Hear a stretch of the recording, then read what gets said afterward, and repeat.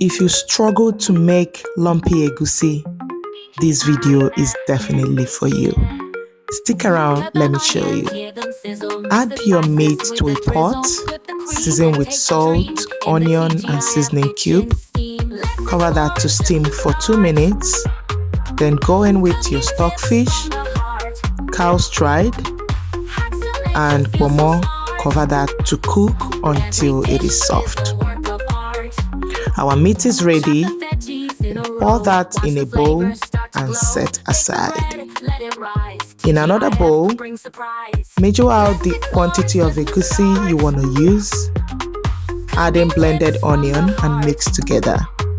You can mix with water, but this is just a unique method for tastier recipe. In another pot, go in with some palm oil. Start by dropping egusi in small balls. After 2 minutes, stir and scoop out the egusi. If you have more to do, go ahead. Like mine, I had 2 batches to do. When that is all done, blend some long peppers, scotch bonnet and onion together.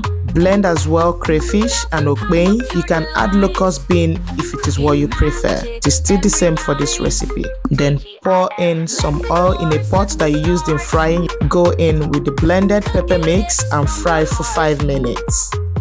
Then pour in the crayfish, your dry fish, and some shrimp, more obstacle.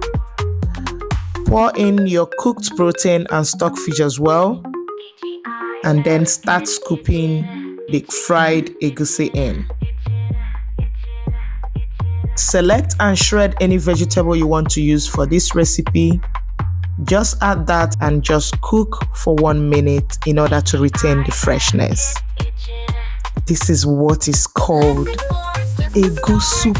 It is giving, guys. It is definitely giving. And what is egusi soup without pounded yam? What would you like to serve yours with? Thanks for watching, guys. Bye.